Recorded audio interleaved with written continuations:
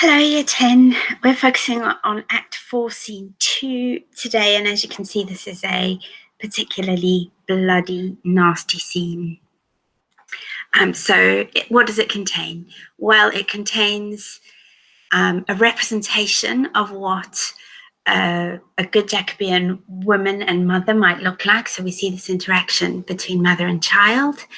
They're innocent, and Macbeth sends murderers to slaughter everybody at Macduff's castle in Fife.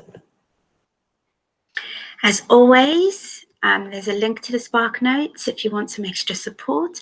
There's also a translation of the scene by Mr. Bruff in the clip below.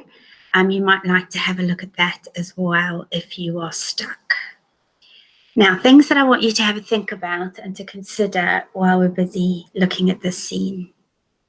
So, Lady Macduff is presented as the stereotype for females. She is a wife, she is a mother, she is helpless, she is powerless, and she also has no knowledge of what Macduff is actually up to. He has not told her about his plans. She doesn't know that he's going to England in order to help Malcolm. She doesn't know that he doesn't trust Macbeth. He hasn't shared any information with her, and so we see this contrast presented between Lady Macbeth and Lady Macduff.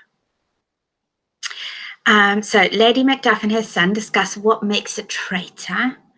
And I want you to have a little think about why Shakespeare chooses to include this conversation in here. Why do we have an innocent child asking his mum about what a traitor is at this point? And how are the innocence of women and children presented in this scene? We're going to have a little look out for some of those things. Here we go. 4, Scene 2, a room in Macduff's castle. What follows is the destruction of Macduff's family. It's interesting because apart from the witches, we have only 2 women in the play, Lady Macbeth and Lady Macduff.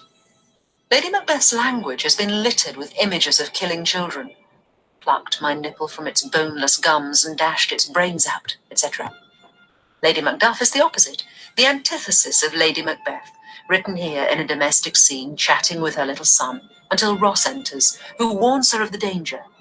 What had he done to make him fly the land? You must have patience, madam. He had none. His flight was madness. And our actions do not, our fears do make us traitors. You know not whether 'twas his wisdom or his fear. Wisdom? To leave his wife, to leave his babes, his mansion and his titles, in a place from whence himself does fly? He loves us not. Wants the natural touch for the poor wren. The most diminutive of birds will fight her young ones in her nest against the owl. Notice the continuing bird image. Even the tiny wren will protect its young. I think Lady Macduff has a reason for thinking it's odd. Her husband has left his family unprotected. All is the fear. Nothing is the love. As little is the wisdom, where the flight so runs against all reason. My dearest coz, I pray you, school yourself. But for your husband, he is noble, wise, judicious, and best knows the fits of the season. I dare not speak much further, but cruel are the times when we are traitors and do not know ourselves.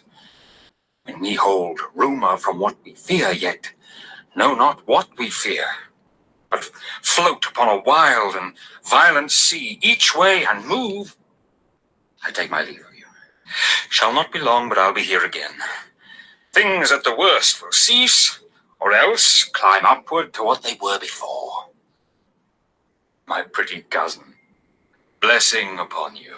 Fathered he is, yet he's fatherless. I am so much a fool.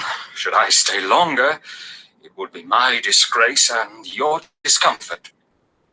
I take my leave at once. Out he rushes. They're clearly cousins, and he wanted to give her advice. She turns to the boy and tells him his father is not a traitor, but dead. Sirrah, your father's dead. What will you do now? How will you live? As birds do, Mother. What, with worms and flies? With what I get, I mean. And so do they. Poor bird. Thou'dst never fear the net nor lime, the pitfall nor the gin. Those are all types of bird traps. Why should I, Mother? Poor birds, they are not set for. My father is not dead, for all you're saying. Yes, he is dead. How wilt thou do for a father? Nay. How will you do for a husband? Why, I can buy me 20 at any market. Then you'll buy 'em to sell again. Thou speakest with all thy wit. Yet i' faith with wit enough for thee. Was my father a traitor, Mother? Aye, that he was. What is a traitor? Why, one that swears and lies. And be all traitors that do so? Everyone that does so is a traitor and must be hanged. And must they all be hanged that swear and lie? Everyone. Who must hang them? Why, the honest men. Then the liars and swearers are fools, for there are liars and swearers enow to beat the honest men and hang up them. Oh, God help thee, poor monkey. How wilt thou do for a father? If he were dead, you'd weep for him. If you would not, it were a good sign that I should quickly have a new father. Poor prattler, how thou talkst. Shakespeare uses this child to present an innocent view of the world. Later, this view will be echoed by young Seward, but here we see just how noble people should live, a way that's become alien in Macbeth's Scotland. A messenger enters to repeat Ross's warning. Bless you, fair dame, I am not to you known, though in your state of honour I am perfect. I doubt some danger does approach you nearly. If you will take a homely man's advice, be not found here. Hence, with your little ones. To fright you thus, methinks I am too savage to do worse to you of fell cruelty, which is too nigh your person. Heaven preserve you. I dare abide no longer. Yet Lady Macduff says, Whither should I fly? I have done no harm. But I remember now I am in this earthly world, where to do harm is often laudable, to do good sometime accounted dangerous folly. Why then, alas, do I put up that womanly defence to say I have done no harm? enter a band of murderers. What are these faces? Where is your husband? I hope in no place so unsanctified where such as thou mayst find him. He's a traitor. Thou liest, thou shag-haired villain. What, you egg? Young fry of treachery. He is stabbed. Please kill me. Mother, run away. I pray you. Lady Macduff runs, pursued by the murdering soldiers. It's interesting that Shakespeare takes time to describe the destruction of this rather pleasant domestic setting. It's an important contrast for the play. Plus, it lays the ground for Macduff to become the great revenger. Without this scene, we would not understand his later grief.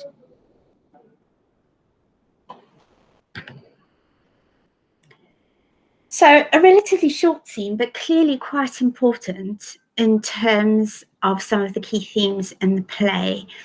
I'd like you to have a think about the stagecraft here. So the murder of Macduff's son is seen on stage. It's all presented to us. What kind of effect is this going to have, a small child being violently murdered? And in light of this, I want you to have a think about the effect of Duncan's murder not being seen on stage. What's Shakespeare trying to do here by present us being able to see some of the murders and not others?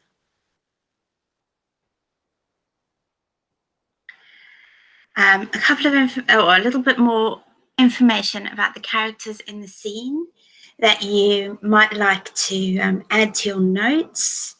I don't think there's anything here that's difficult. You can just have a read through it and make sure that you've made some notes. I think it's interesting too to consider Macbeth's character, even though we don't physically see him on stage, because the effect that he's having on the environment, on the people around him, on nature itself, that destruction of the natural order of being, is almost omnipresent. Even when he's not on stage, the effects of his evil and his choices and his behavior seem to resonate throughout. Good stuff. Next time, on with 4.3.